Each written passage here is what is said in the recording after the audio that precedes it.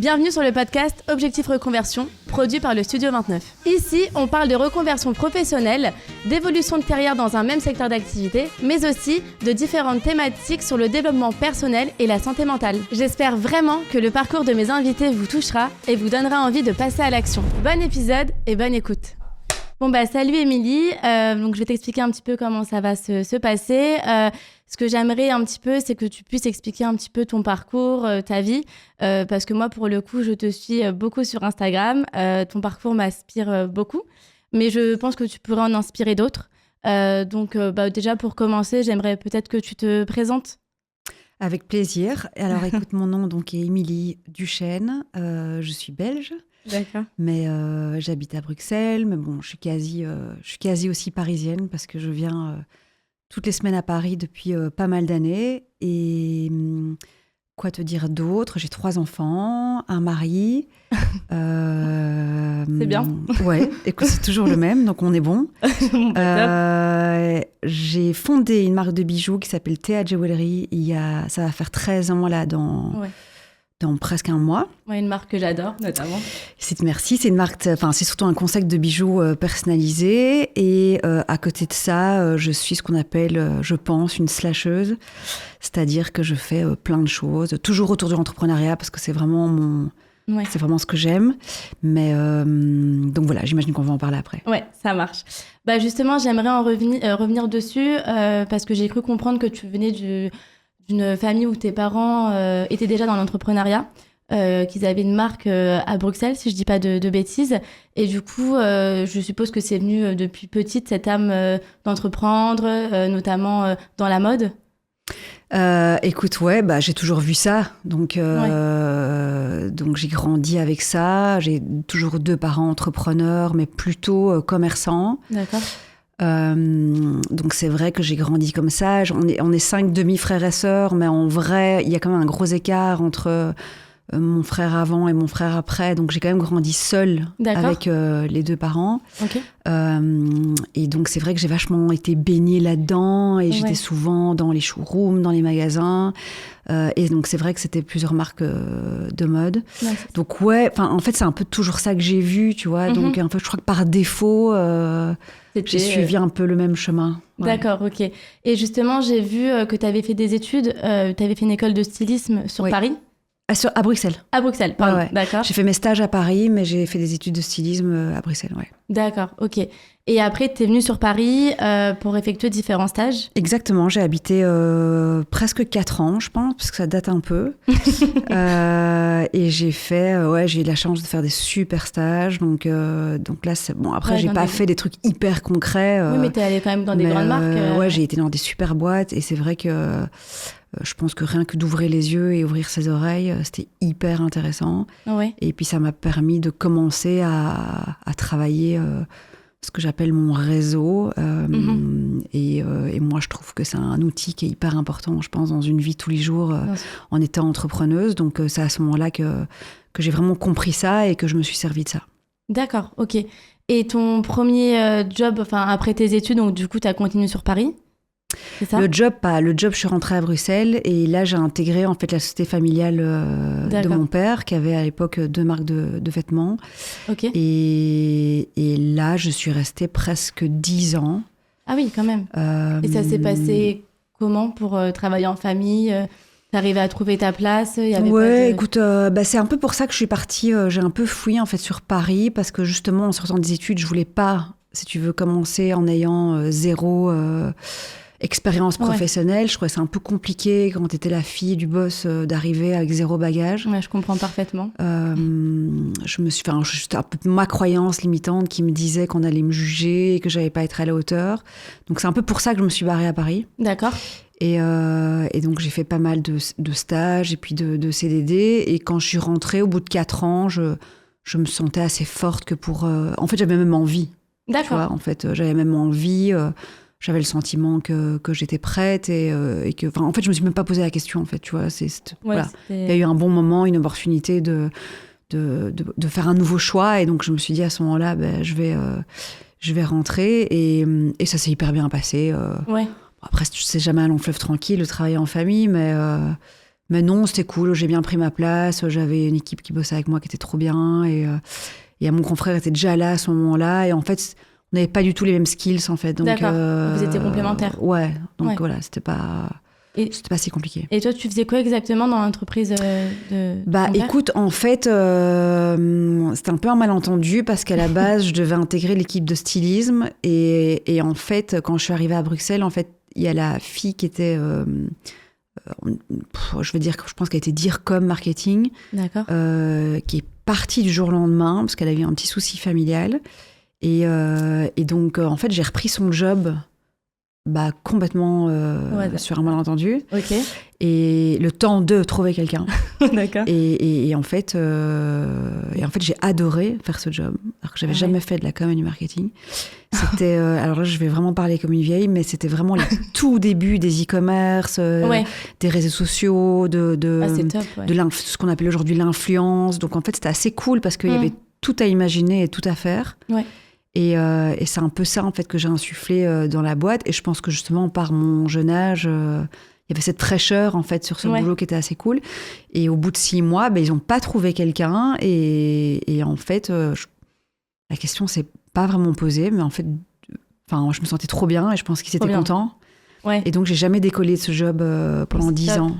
Mais j'ai dessiné peut-être quelques collections capsules en fait justement pour la marque, parce que c'est vrai que voilà, qu'il y a un moment ce côté un peu créatif, tu vois, que j'ai perdu en fait un peu du jour au lendemain, mais après je l'ai retrouvé autre part bien plus tard.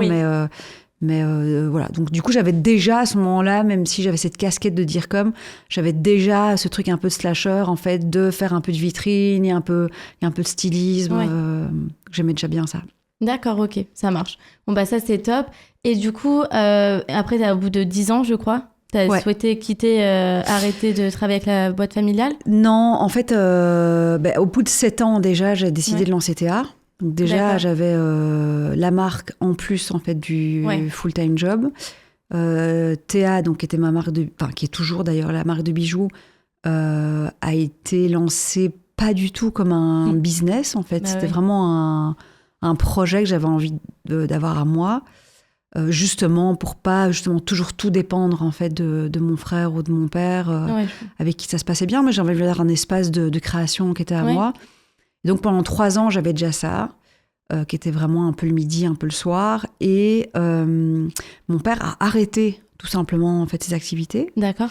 Et c'était un peu surprenant parce que c'est vrai que je pensais du coup travailler dans l'entreprise familiale toute ma vie. C'est pour ça que j'ai même pas pensé à cette option-là. Oui. Okay. Et vu qu'il a arrêté, en fait, je me suis posé des questions de savoir ce que j'allais faire. Et vu que c'était assez canon, parce que j'avais déjà ma marque de bijoux depuis 3 ans, en fait, je me suis dit, je vais juste travailler full-time là-dessus. Et puis après, je verrai bien. Je vais un peu regarder le potentiel, quoi. Parce qu'après, c'était vraiment tellement petit, en fait, à ce moment-là. Ouais, je me suis dit, si je mets 1 an full-time dessus, je vais pouvoir me dire à ce moment-là, soit... ça devient mon vrai job, soit je reprends un job à mi-temps. D'accord. Voilà, okay. Et justement, quand tu as lancé la marque de bijoux Théa, je crois que c'était un petit peu après la naissance de ta première fille. Ouais, un mois. Qui s'appelle Théa. Ouais. Ok. Et du coup, comment tu t'y es pris pour lancer ta marque ? Comment tu t'es organisée ?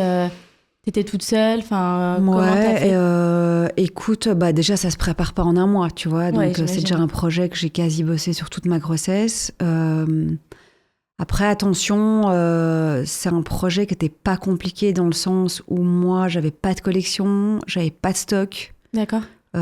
C'était du sur-mesure. Ouais. Quand j'ai lancé les premières années, tu avais un produit qui était la bague. Donc, en vrai, tu vois, c'était un e-commerce avec un produit. Ouais. Il n'y avait pas encore le 3D, il n'y avait pas tout ce qu'il y a aujourd'hui. Donc, voilà, c'était pas si compliqué. C'était assez facile. Et en plus, moi, c'était vraiment mon job, en fait, ce qui était quand même marketing. Donc, ma force, elle était plus là, si tu veux, que de gérer un e-commerce. Tout simplement parce qu'en fait, j'avais pas de quoi devoir chercher beaucoup plus que ça, quoi. Ouais. J'avais juste un site très basique avec un monoproduit et écrire très bien un peu de marché. texte et faire 3 photos, quoi. Ouais. Donc, c'était vraiment pas difficile. Après, ouais, moi, j'étais plutôt bonne en marketing et en com. Donc, c'est vrai que ça aurait été des bijoux ou... des t-shirts ou des chaussettes, je pense que je me serais pas trop mal démerdée, en tout cas au début. Après, ce qui est difficile, c'est de perdurer, quoi. Ouais, c'est ça. Et donc, du coup, tu t'y prends comment pour que la marque puisse évoluer d'année en année? Je pense que déjà, il faut être très, très, très patiente. C'est un gros... Enfin, en tout cas, je parle pour moi, mais je pense que je vois quand même beaucoup de femmes entrepreneurs, donc je pense que je suis pas la seule. C'est quand même un gros roller coaster, quoi. Ouais. Donc, résilience plus. Et puis voilà. Et puis, il y a des très hauts, il y a des très bas. Il y a plus de bas que de hauts, mais je pense que c'est très cool à vivre parce que finalement, je pense que ça te change aussi... ça change ta manière de grandir, ça te change ta personne, ça change la perception de plein de choses. Donc comment, en fait, je pense que tu surfes avec ce qu'on te donne comme outil, quoi. Ouais, une fois, c'est l'Instagram, une fois, c'est l'influence, une fois, c'est Meta. Et puis, je pense qu'au plus que tu testes, au plus tu comprends ce que ton audience aime et veut, et au plus tu continues dans ça, quoi. D'accord. Et tu as peut-être rencontré, du coup, comme tu dis, tu as eu des hauts et des bas.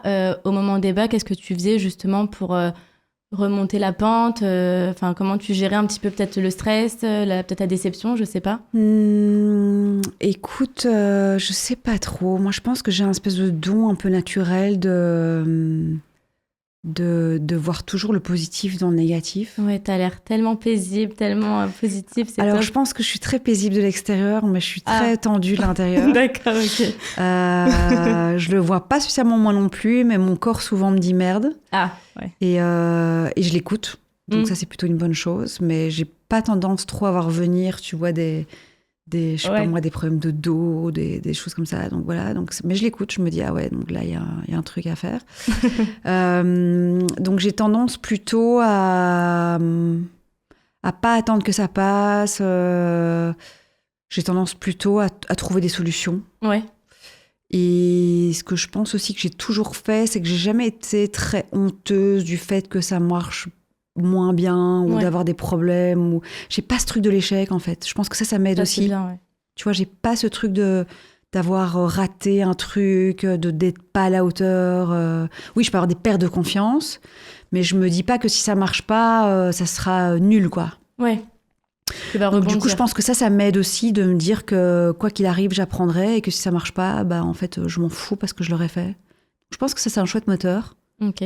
Après, c'est pas facile de l'avoir, je pense, par défaut, mais ça, je l'ai.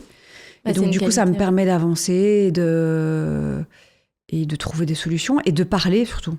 Je pense que j'ai pas de souci, tu vois, de dire ça va pas, j'ai besoin d'aide, officiellement ou pas. En fait, je trouve... J'ai déjà fait des posts LinkedIn en disant, en fait, voilà, j'ai besoin de trouver une suite pour ma marque, je m'en sors pas toute seule. Et c'est même pas des trucs de buzz, quoi. C'est juste des trucs de la vraie vie, en fait, qui fait qu'en fait, si personne ne le sait, en fait, bien sûr. Comment est-ce que je vais avancer? Parce que les gens, en fait, en face, ils pensent que tu cartonnes, alors qu'en fait, c'est pas du tout le cas.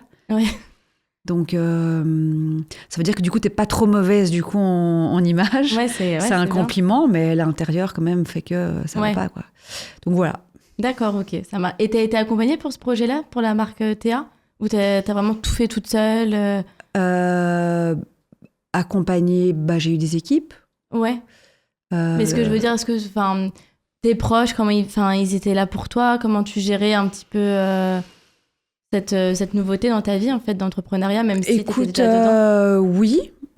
Écoute, après, c'était il y a 13 ans. Donc, et puis, tous les 13 ans, il y a 3 enfants aussi, tu vois. Donc, ça, je pense que c'est pas mal, du coup, à dire, parce que c'est quand même pas rien, je pense, dans la vie d'une femme, tu vois. C'est très je pense beau. que les hauts et les bas aussi, ils passent aussi par ça, parce que je pense aussi que t'as des... Voilà, t'es crevé, t'es plus sensible. Donc, aider, oui. Mon mari, déjà, il a une vibe aussi entrepreneur. Donc, du coup, ça aide, tu vois, ça aide à être dans le quotidien, en fait, avec quelqu'un qui comprend. Après, dans les amis, oui. Après, je me suis fait beaucoup d'amis entrepreneuses parce que je trouve que quand même, c'est pas si facile à comprendre quand tu l'es pas, je pense.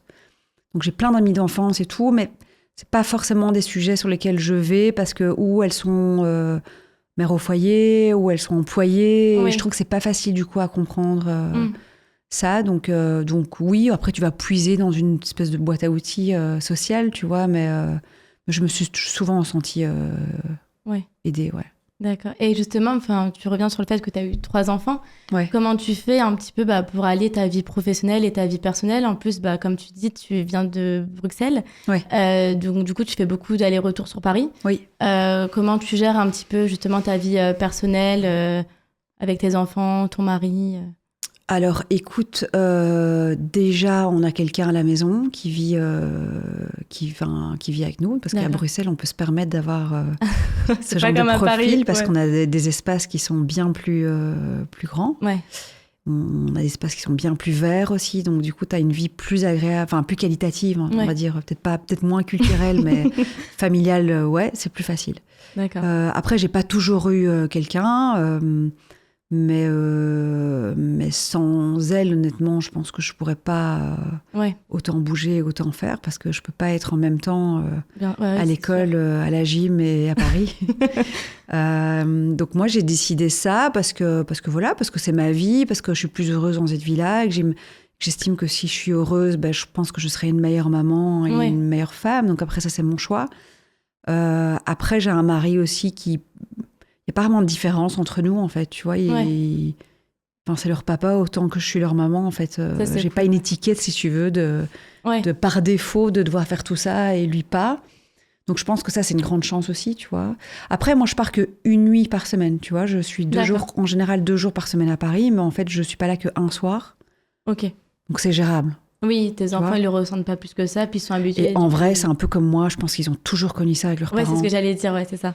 Donc, tu vois, en fait, c'est pas une question de maman part, quoi. Tu vois, c'est maman va travailler et on se voit demain. Donc, c'est pas un big deal non plus, tu vois. Là, je suis partie ce matin, je les ai vus. Et quand ils rentrent de l'école demain, je serai là, tu vois. Donc, ça, c'est cool. Au moins, donc, l'orga interne, elle roule. Et puis moi, j'ai pas de culpabilité par rapport à ça. Et je pense que quand t'en as pas, tu insuffles pas ça, je pense, non plus, quoi.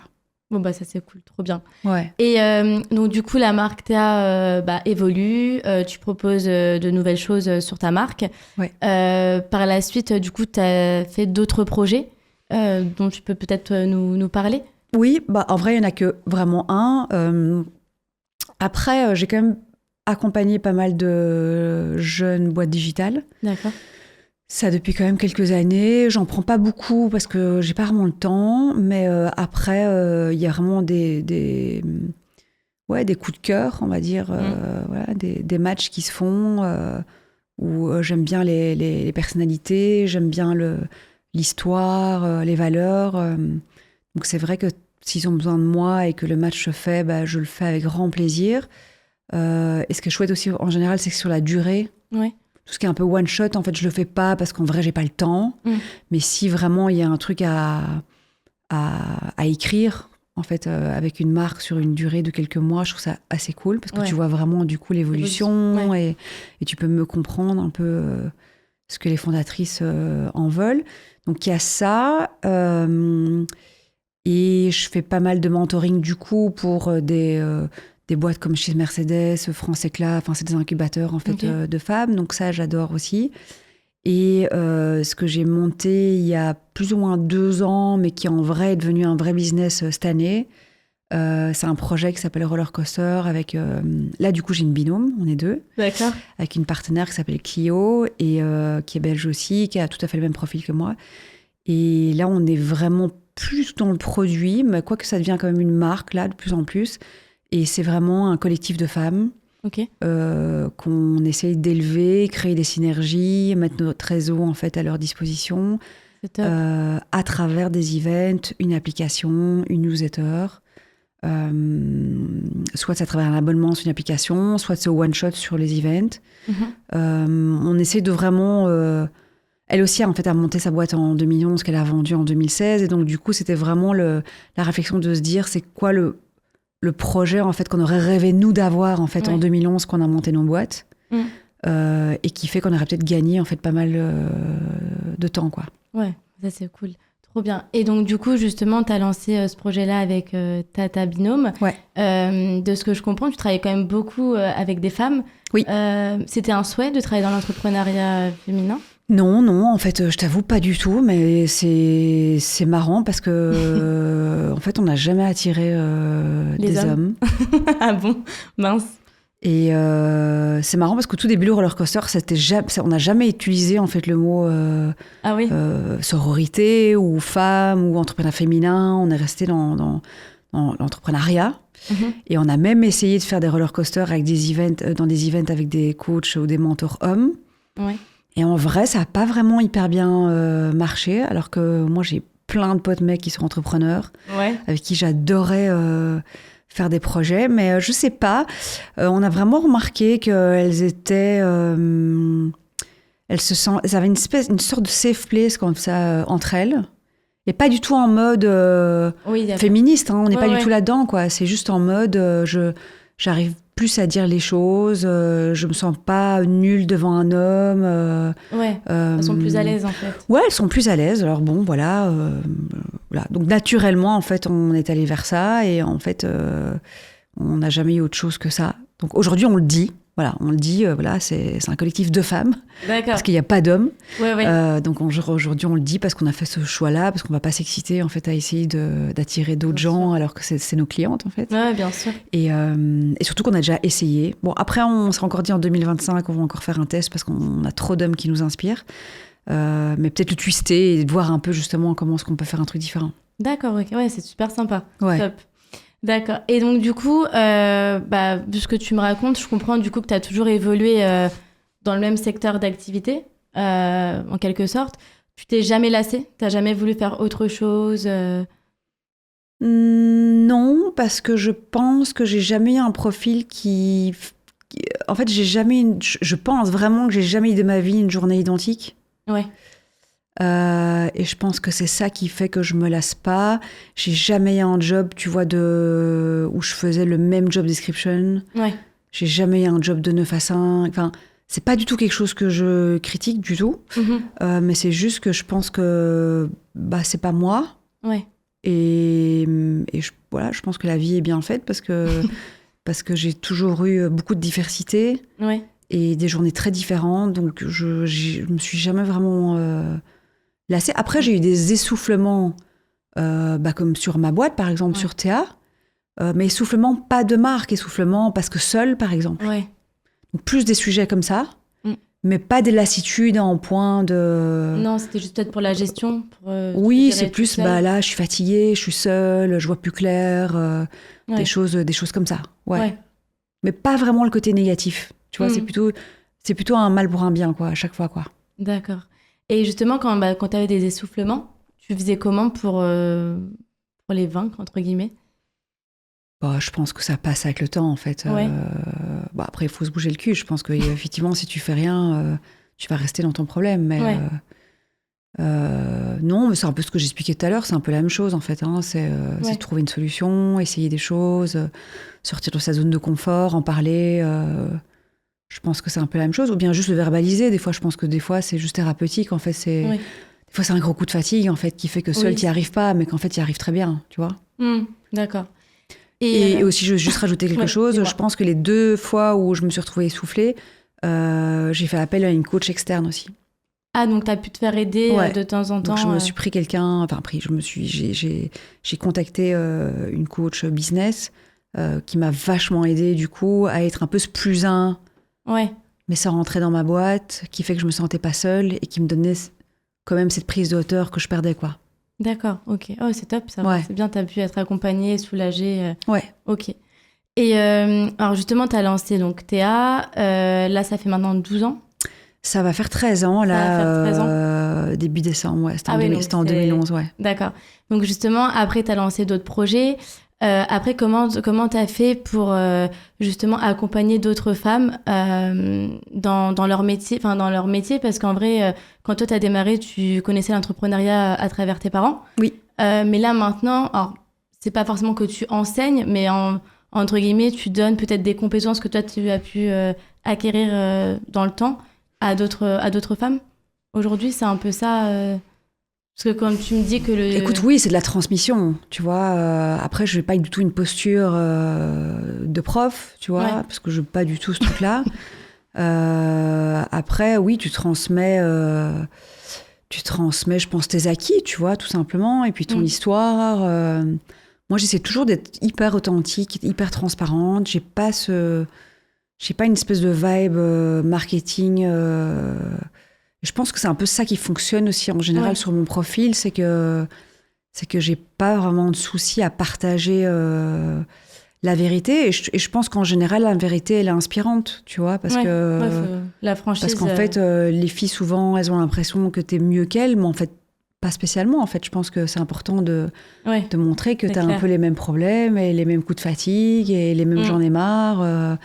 Et que c'est pas une question de chiffre d'affaires, en fait, tu vois, c'est une question de juste un être humain, quoi. Ouais, bien sûr. Donc, moi, j'aime bien montrer le fait que beaucoup de choses est possible. J'aime bien montrer le fait qu'au plus on essaye, au plus on teste, au plus on découvre des choses potentiellement qui sont sympas, et voire même transformatrices. Et j'aime bien transmettre, tout simplement. Je pense que c'est vraiment une de mes valeurs, en fait. Le plus, c'est la transmission. Donc ouais, c'est cool. Et puis dans les roller coasters, tu vois, je pense aussi au titre de ton podcast, on voit beaucoup de nanas. Enfin, on n'a pas les jeunes qui sortent de l'école, qui montent un projet. On a plutôt des filles qui nous ressemblent, qui ont plutôt 30-45. Mais soit elles lancent un projet, ou elles ont lancé un projet depuis quelques années, soit il y en a quand même pas mal, en fait, qui sont des reconversions aussi. Il y a quand même pas mal, en fait, qui ont travaillé dans des super boîtes pendant des années, et qui lancent une marque de ceinture, de sac. Et ça, je trouve que c'est vachement inspirant pour les autres aussi, quoi. Aujourd'hui, qu'est-ce que tu pourrais dire à une jeune qui souhaiterait entreprendre, mais qui n'a pas forcément les bases et qui ne sait pas comment faire? Quels seraient, toi, tes 3 premiers conseils importants pour démarrer? Écoute, moi je pense qu'en vrai, tout le monde a les bases déjà. Donc après, j'ai pas dit que c'est. Alors, je pense que tout le monde a les bases, mais je pense que c'est pas fait pour tout le monde. Ouais. Mais je pense que quoi qu'il arrive, je pense que tout le monde peut le faire. Ça c'est sûr. Je pense pas que c'est toujours une question en fait de moyens. Je pense que c'est une question de mindset, tout simplement. Je pense qu'aujourd'hui, avec tout ce qu'on a, je n'ai pas dit que c'était facile, mais je pense qu'aujourd'hui, on peut faire des vidéos, on peut faire des photos, on peut faire des textes. Aujourd'hui, on a beaucoup de choses. On a tout à notre disposition. On a ChatGPT, on a des emailing, des plateformes d'emailing gratos. Enfin, on a tellement de choses en fait qui font que, si on a envie, je pense que c'est à la portée de tout le monde. Ouais. Après, je me répète vraiment parce que je pense que c'est important d'insister. Je pense que c'est pas fait forcément pour tout le monde, mais je trouve que c'est important d'essayer si tu en as l'envie. Ouais. Et à nouveau, là, je me répète par rapport au début, je pense que si c'est pas pour toi, bah c'est ok. Ouais. C'est pas un échec en fait. Je pense que moi, je préfère quelqu'un qui a essayé et que ça n'a pas fonctionné que quelqu'un qui n'a jamais essayé et qui a une frustration énorme, quoi. Ah oui, c'est sûr que. Donc moi, je dirais ça. Je pense que si tu as une envie, en fait, fais-le. Je pense que tout ne doit pas être parfait, bien au contraire. Je pense que justement, la perfection, en tout cas au début, après, si tu as beaucoup de thunes et que tu as beaucoup de moyens, mais effectivement, tout est upgradé. Bien sûr. Mais je pense qu'au début, c'est le storytelling qui prime sur les moyens de déploiement. Et qu'est-ce que je pourrais dire d'autre ? Et puis je pense que c'est important aussi de parler le plus possible de ton projet. En fait, je pense qu'on n'est plus dans une ère où ton projet est secret, qu'on va te le piquer. C'est vraiment assez rare quand même, je trouve, d'inventer encore quelque chose aujourd'hui qui n'existe vraiment, vraiment pas. Je pense qu'en fait, fais quelque chose qui a une histoire et qui a des chouettes valeurs et qui te correspond surtout méga bien. Et puis après, t'en fais un projet qui te ressemble. Et je pense que c'est là où ça devient intéressant. Ton projet, en fait, qui est intéressant. C'est donc c'est un peu bateau, mais je pense que généralement on oublie un peu ça et on se dit j'ai pas le temps, j'ai pas l'argent, je vais pas savoir le faire, ça a déjà été fait. Moi je suis pas d'accord en fait. Je pense que quand t'as un chouette truc qui est dans ton ventre, je pense que tu peux le faire. Et au plus t'en parles, au plus je pense que les gens en parlent, au plus ils savent ce que tu fais, au plus ils te présentent quelqu'un, au plus il grandit, quoi. Je suis d'accord. Je suis complètement d'accord avec toi sur tout ce que tu as pu dire. Et du coup, donc là, tu as lancé ton dernier projet en binôme. Comment tu as fait? Parce que Théa, tu l'as lancé toute seule. Est-ce que ça t'a changé quelque chose? Comment tu as vu la suite, du coup? On n'a pas vraiment, je pense, imaginer, on va dire, une suite. Je pense que ça s'est fait un peu naturellement. Et tout ce que je peux te dire en comparaison, c'est que c'est quand même bien plus simple. Ouais. C'est bien plus simple de... Enfin, en tout cas, alors, c'est pas simple de trouver la bonne binôme. Ouais, j'imagine. Et je dis ça parce que je fréquente beaucoup de femmes qui ont des problèmes d'association. Donc, je vois bien que c'est pas facile. Après, je trouve qu'en tout cas, nous, on a un super binôme, très sain. Et effectivement, on gagne un temps fou. Parce qu'on est 2 sur un projet. Ouais. Donc, les to-do lists, elles sont divisées par 2. On n'a pas les mêmes talents.